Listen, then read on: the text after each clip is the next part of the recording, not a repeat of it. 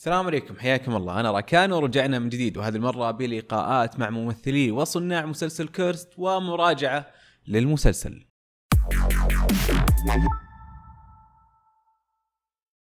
مسلسل كيرست أو سيدة البحيرة من إنتاج شبكة نتفليكس، مسلسل فنتازيا مكون من 10 حلقات، صدر في يوم 17 جولاي. ويتناول المسلسل الأسطورة الآرثرية، أسطورة الملك آرثر، ولكن من منظور الشابة نيموي. نيموي شابة عندها قوة غامضة ومأساوية بنفس الوقت، ويقع على عاتقها إيصال سيف القوة للساحر مارلين. وخلال هذه الرحلة تمر البطلة بمنعطفات مهمة جدا بحياتها وبأعداء يتربصون لها. مسلسل كيرست من بطولة الممثلة كاثرين لانغفورد اللي عرفناها بمسلسل 30 Reasons Why، وكذلك من بطولة الممثل جوستاف المعروف والمشهور بشخصية فلوكي، ومن صناعة فرانك ميلر وتوم ويلر. وقصة المسلسل مبنية على رواية تحمل نفس الاسم، ومن كتابة صناع المسلسل نفسهم فرانك ميلر وتوم ويلر. وكل هذه الأسماء اللي ذكرتها، كاثرين وجوستاف وفرانك ميلر وتوم ويلر، بالإضافة لديفون وشالوم، سوينا معاهم لقاءات. والقاسم المشترك بين كل هذه اللقاءات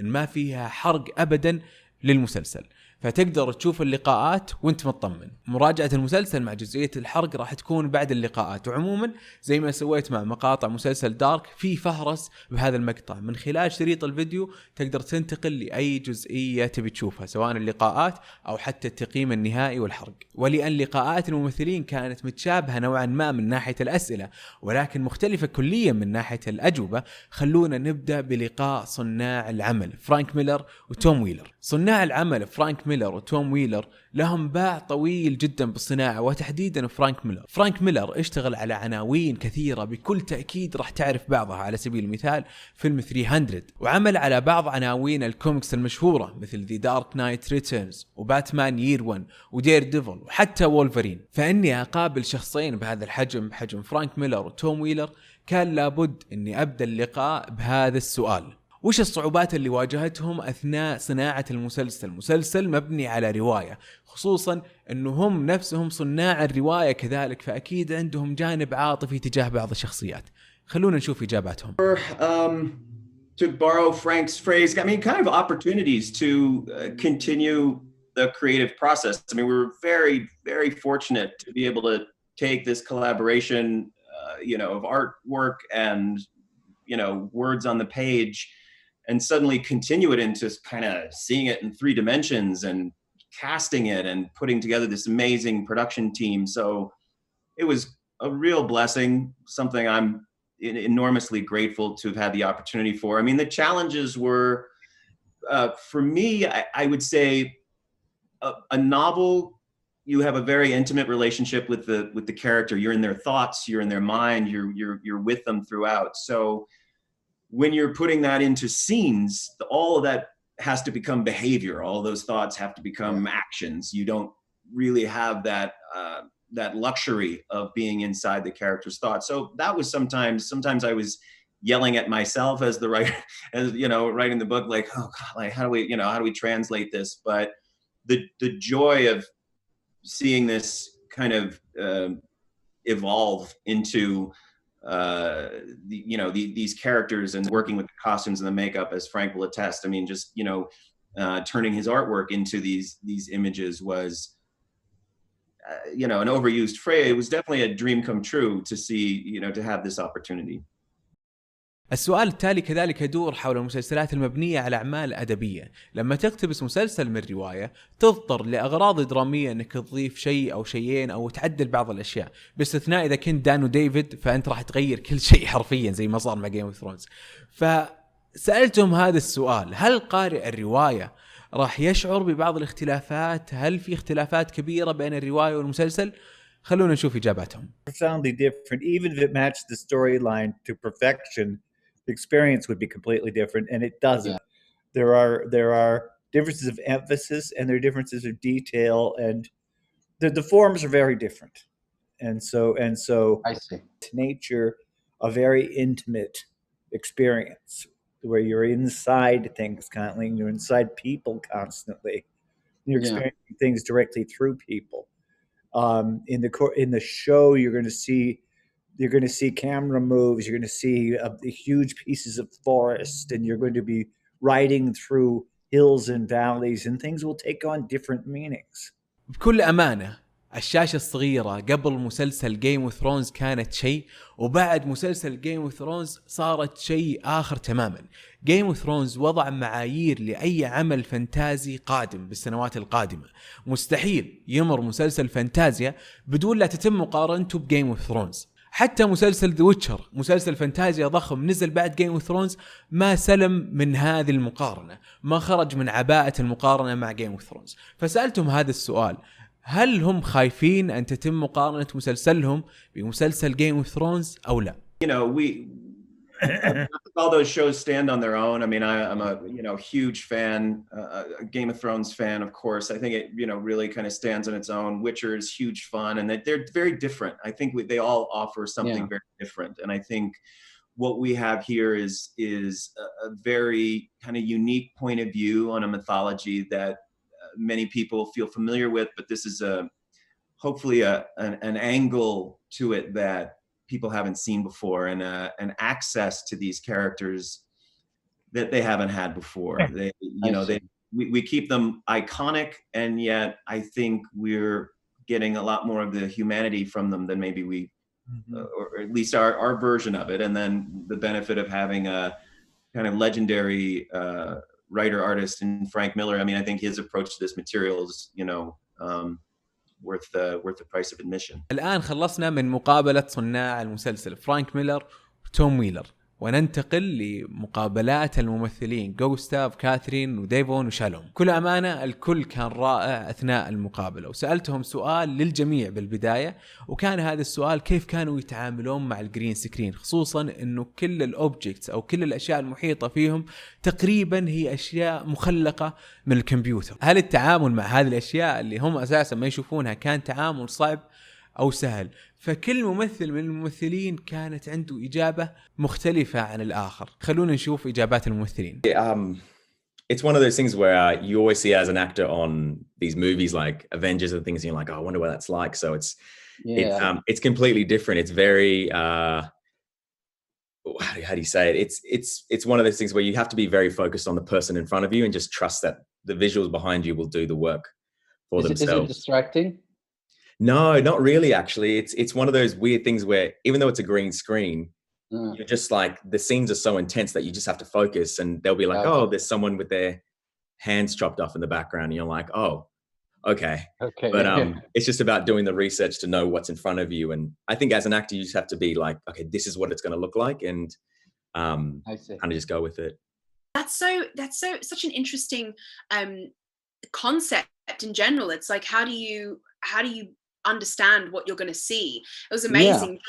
One of the directors, he would sketch really quickly what you were going to watch, and there was a scene where my character is stepping down these steps, and he's like, you really have to imagine that if you put one foot wrong, you could fall into the depths of hell, basically. And so he basically sketched in 2 seconds this like amazing drawing of what he wanted, and I was like, wow, that's incredible. And you so that can just continue with your imagination.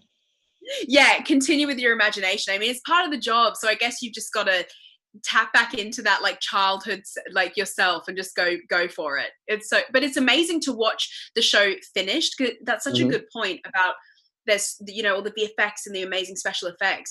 I feel like that is such a huge part of the show. It's not like when you finish a show that's set in modern day, because you know what it's going to look like in the end. It's really interesting. I had to work in front of a green screen before, very briefly, for a scene for Avengers, and that was the first time I'd ever had to walk onto a set that was completely green, and to a degree it kind of is, it's a bit strange because you're not sure what the audience is going to see. But I think that Tom Wheeler and the directors, in particular John East, who had a lot of visual effects, they were really helpful because they were able to kind of show us a brief idea or a bit of a sketch of what it would look like for the audience. But other than that, we also used a lot of real locations, which really helped with, just adding to the scene and the atmosphere when we were filming. Well, it's a mixture between both, right? Sometimes it goes all the way from all green screen to actually, galloping on a field in North Wales. Yeah. You know, so it's not all green screen, and most of the time it's somewhere in between where they would enhance the background, enhance the environment a little bit. So it's not that often that you only have to act and react with the green screen creatures. In fact, I didn't have any of those scenes in this season. Having said that, I'm glad that I have theater training when it comes to green screen. Yeah, because that's good. Yeah, because on the theater, all you have is this stage. Yeah. And you have to use your imagination to make it real for yourself in order for the audience to believe that it's real for them. سألت كاثرين هذا السؤال إنه الجمهور عرفها من خلال شخصية درامية، شخصية هانا بيكر بمسلسل 13 Reasons Why، لكن دور كاثرين بهذا المسلسل مختلف تماما عن دورها في 13 Reasons Why. كيف شافت التجربة إنها تكون مقاتلة؟ خلونا نشوف الإجابة. Really exciting. You know, I trained as an athlete growing up, so to be able to use my body and get a chance to kind of incorporate physicality into acting was something I was really excited about. You always wish you had more time with training, but I felt very fortunate where we had a couple of weeks where I was able to learn sword fighting, horse riding, stunts before we started filming, and then it was sort of just maintaining as we went along and sort of keeping it up on the go. But yeah, it was really exciting, and I loved to just throw myself in and kind of like get in there and do the job. So I really enjoyed those days on sets, even if they were cold or difficult. They were really great challenges and something I was excited to try for the first time. كذلك سألتها عن اختيارها لأداء أدوار بطولة رغم صغر سنها، وهل شافت إنه في تشابه بين شخصية هانا بيكر وشخصية نيموي؟ خلونا نشوف الإجابة. You know, I feel really fortunate to have been able to have kind of key characters in both of those two series. Obviously, I don't think I've always had lead roles, and that title doesn't really appeal to me as such. I'm not necessarily after that. It's sort of just the roles which feel I connect to the most. But you know, I think with Hannah Baker and now Nimoy, I think it's been kind of fortunate in the sense that I've had a couple of years to breathe from that show. I closed the chapter on Hannah probably two or 3 years ago, and have done things in between. So it was nice to have a kind of break, and also I think grow as a person, because Hannah's story and Nimoy's story are very, very different, and they're also at different kind of parts in their life. Nimoy was exciting to me because it's really the journey of a young woman who's sort of an adult already, but she's coming into her womanhood, and I think that was a really special story to be able to tell. You know, it's interesting because both of them do have, you know, I think a similar energy, which is probably why I gravitated towards them. Their journeys are different, but like you said, when we first see Nimoy, she's restless and she's isolated and ostracized, and I think she's very alone, and she's grown up that way. And this is kind of, I think this story and this journey requires her to really embrace and have to uncover all of those things that people said that were bad about her, that she should be ashamed of. And she has to learn to own them. And in order to do that, she has to kind of find her own strength. Whereas Hannah, I feel like she had a different upbringing and was put in that situation and went on a different journey. But they definitely have a bravery to both of them, which is something that I really like. Both of them have a tremendous amount of courage and are very loyal people. أما ديفون فسألته هذا السؤال: هل يعتقد إنه هذا المسلسل راح يصل للناس؟ هل يعتقد إنه هذا المسلسل راح يكون براند مثل ذا ويتشر، مثل جيم اوف ثرونز؟ هل هو خايف أن تتم مقارنة جيم اوف ثرونز بهذا المسلسل، أو هذا المسلسل بجيم اوف ثرونز، أو لا؟ خلونا نشوف الإجابة. The great thing about that world and that market right now is it's so there's room for everybody, really, to be honest with you. I think this story could not be any more different to a Game of Thrones or a Witcher. It's so it feels different inherently, I think, watching it and being a part of it. And I think the great thing about it is it's its own thing. It'll find the audience that it needs to find, but how big it is, I can't imagine. I hope as many people watch it as they can. أما جوستاف فسألته السؤال اللي على بالك الآن: هل تعتقد يا جوستاف انك انت عالق بشخصية فلوكي وقاعد تكرر نفسك باختيار الشخصيات او لا؟ هل هذه شخصية الساحر مارلين تختلف عن شخصية فلوكي؟ خلونا نشوف الإجابة. I don't know. There might be aspects of me that I repeat, or things that are, you know, close at hand to me. But at the very core, the characters are different. Having said that, there are certain scenes that I'm like, wait a minute, I've done this before. This is like deja vu, you know. Exactly. But that's just random, you know. And it's not anything that I mind. So yeah, people might think so, but I hope that whoever thinks so, you know, are also a fan of that particular thing. You know, I have to go by what is interesting and what I would think is fun to play as an actor. And fun doesn't have to be joyful. Fun can be challenging. Fun can be scary, but meaningful. You know. Yes. That's all I can go by. If I wanted to, you know, I'm not. It's not a beauty pageant. I'm not in this for popularity. أما الممثلة شالوم فسألتها عن شعورها بتواجدها بهذا المسلسل، كيف شافت دورها بهذا المسلسل، دورها كمعالجة. خلونا نشوف الإجابة. Character that I play in this speaks for itself in why I wanted this part. I think it's a dream role. There's so many things that she goes through, and there's such an incredible journey. And also to be a part of a fantasy and a period drama. It's set in ancient Britain, so that is something that is a dream to do, you know. And those kind of parts, they don't come around often, so I really jumped at the opportunity. Really? So interesting. I think it's so funny that in a fight there are so many different roles that are so equally as important, you know. It makes me think about World War II and all the nurses that we have, that they are just as important as the people that are on the front lines, like healing the soldiers. And so it's such a beautiful point you make about the fact that her part of the fight is to heal people. I think the only tough part about that for her is that she's healing paladins, which kind of is going against her ethics of you know what she kind of believes in. But I guess that's more to come. I hope I'm not just spoiling this entire show for you. كذلك سألتها سؤال آخر، ممكن تكون الإجابة دبلوماسية على هذا السؤال، ولكن سألتها أبي أشوف إجابتها، يعني كيف شافت العمل، هل حبت هذا المسلسل ولا شافته مسلسل عادي؟ خلونا نشوف الإجابة. Love it. I'm so entertained by it. I think it's such a awesome way to tell a story that is so old and so ancient, and I think it's really cool and it's really well done. And I think the amount of work that's gone into it from everybody is amazing.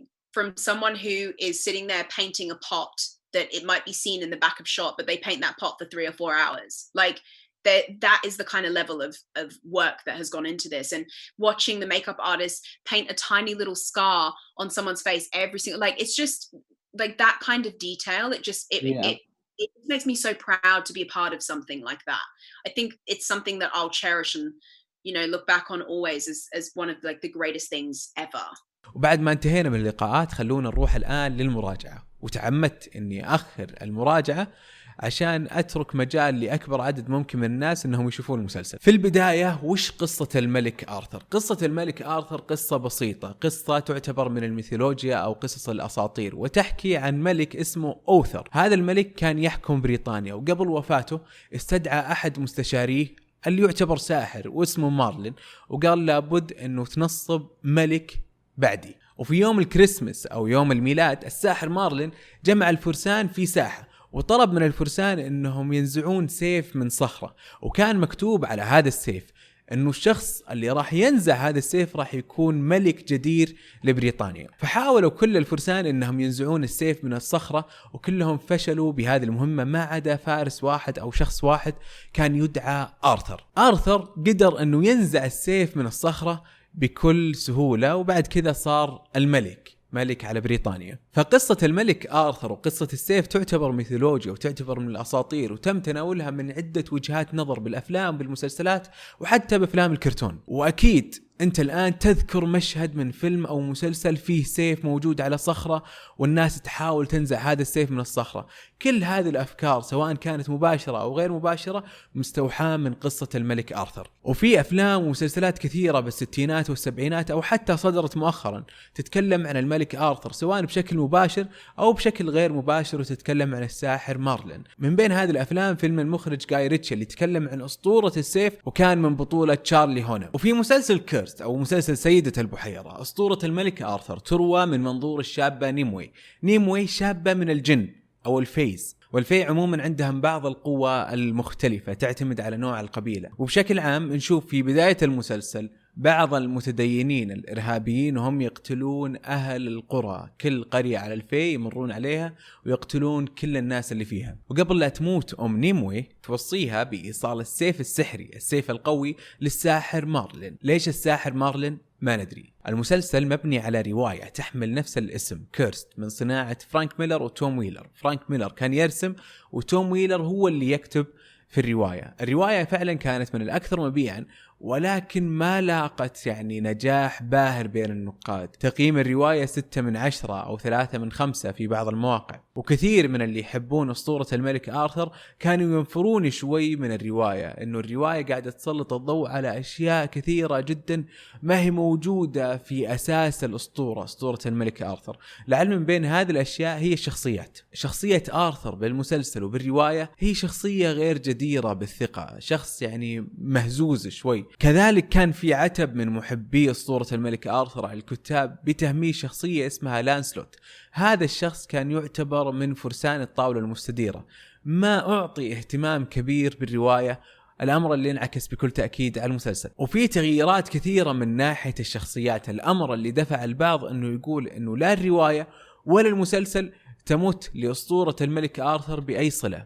حتى شخصية الساحر مارلين تختلف قليلا عن شخصية مارلين اللي شفناها بالأفلام والمسلسلات. مع ذلك من وجهة نظري أعتقد أنه شخصية مارلين هي أفضل شخصية بين الشخصيات اللي شفناها بالمسلسل. وللأسف السلبيات بهذا المسلسل تطغى على الإيجابيات، ومهما حاولت أني أنظر لهذا المسلسل بشكل محايد بعيدا عن الأعمال اللي تتكلم عن الملك آرثر سواء من أفلام أو مسلسلات، إلا أني أجد نفسي حائر أمام السوء اللي قاعد أشوفه. من ناحية الكتابة، فالكتابة كانت مربكة شوي، وتشعر أنه في خلل بالكتابة. الكتابة ما هي بواضحة تقريبا إلى الحلقة الخامسة وانت مو فاهم شيء، ما انت عارف اسماء الشخصيات. الشخصيات كانت كثيرة وبناء الشخصيات وتقديمها للمشاهد كان فيه خلل، ووجدت نفسي حائر امام عدد الشخصيات الكبير، خصوصا ان المسلسل قاعد ياخذني من موقع الى موقع، وبكل موقع في عدد شخصيات اكثر، وكل ما تمر فترة زمنية المسلسل قاعد أشوف شخصيات أكثر، والشخصيات مو بواضح دوافعها وأسبابها وليش موجودة هنا في هذا المكان تحديدا. فمع هذا العدد الكبير من الشخصيات اللي افتقر لتقديم ممتاز، وجدت أنه الكتابة كانت باهتة وركيكة شوي. الأمر تحسن فقط مع عدد من الشخصيات، مع شخصية نيموي، مع شخصية الساحر مارلين، ومع شخصية آرثر. وبالحلقات الأخيرة لما وصلنا لنهاية المشوار قدرت أني أربط بين هذه الشخصيات. أما باقي الشخصيات ككل ما في بيني وبينها أي مشاعر، لا حب لا إعجاب لا كره نهائيا. شخصية موجودة ضمن قالب معين. اعتماد القالب بهذا الكثرة سيء جدا، يعني تجيب لي شخصية كريهة أو شخصية غبية أو طفل وتضع هذه الشخصيات ضمن هذا القالب وتطلب مني أن أتقبل هذا القالب 10 حلقات متتالية. مستحيل أتقبل هذا القالب، لابد أنه يكون في تطور لكل شخصية موجودة في المسلسل. حتى الشخصيات الثلاثة اللي ذكرت أنها كانت جيدة في نهاية المسلسل كانت أحيانا تخليني حائر وأسأل نفسي أسئلة. على سبيل المثال شخصية نيموي. شخصية نيموي تعرضت لحادثة، على أثر هذه الحادثة تعرضت لتنمر، على الرغم من اختيار القوة السحرية لها أنها تقود شعبها. فجعلني أسأل نفسي، هل نيموي تختلف عن الباقين؟ وش سبب اختلافها عن الباقين أساسا؟ وليش قاعدين يتنمرون عليها؟ ليش الكل قاعد يضطهدها؟ ما أدري. وحتى شخصية الملك أوثر. الملك أوثر يعتبر شخصية أساسية بقصة الملك آرثر. اللي شفته أداء مبتذل صراحة، أداء باهت جدا، أداء ممل، تحس إنه يتغصب التمثيل، يتغصب إنه يطلع رياكشن. فكل هذا السوء صراحة وصلني. فهذا التذبذب بالشخصيات، تقديم الشخصيات بشكل باهت، والأسئلة اللي تركوها عندي صناع العمل تجاه بعض الشخصيات خلاني صراحة أقف حائر وما يكون في بيني وبين الشخصيات أي علاقة عاطفية، باستثناء طبعا شخصية مارلين. شخصية مارلين هي الشخصية اللي كانت تغرد خارج السرب من وجهة نظري. شخصية يعني أداء جوستاف كان رائع جدا بهذه الشخصية قياسا على أداء الممثلين بباقي الشخصيات بهذا المسلسل. المسلسل من وجهة نظري نجح بأمر واحد فقط من بين ركائز العمل، اللي هو CGI. المؤثرات البصرية كانت ممتازة مقارنة بباقي الركائز الأخرى للعمل. CGI مريح للعين، CGI جميل، CGI تشوفه مرة واثنين وثلاثة، ولكن في بعض المشاهد تشعر وكأنه عندهم ميزانية زايدة ويبغون يصرفونها على الCGI والميك اب كانت ممتازة زي ما قلت مقارنة بباقي ركائز العمل. وبشكل عام المسلسلات ومسلسلات الفنتازيا هي منظومة متكاملة، لازم تقدم لي هذه المنظومة بشكل كامل، تعطيني قصة، تعطيني حبكة، تعطيني شخصيات وبناء لهذه الشخصيات، وتعطيني CGI. لما تقدم لي قصة وحبكة وشخصيات ممتازة بدون CGI ممتاز ما راح تقبل العمل، والعكس صحيح. وهذا الأمر صار في Game of Thrones الموسم الأخير، كانت المؤثرات البصرية رائعة جدا، ولكن حبكة الموسم الأخير كانت سيئة، الأمر اللي خلى الناس ما يتقبلون الموسم الأخير من Game of Thrones. والمعادلة نفسها موجودة بمسلسل كيرست، CGI ممتاز قياسا على المسلسل، قياسا على العمل، ولكن قصة وحبكة وشخصيات سيئة. كان ودي المسلسل يكون مكون من 6 حلقات، 4 حلقات، 5 حلقات، يضغطون القصة شوي ويقدمونها لنا بشكل ممتاز.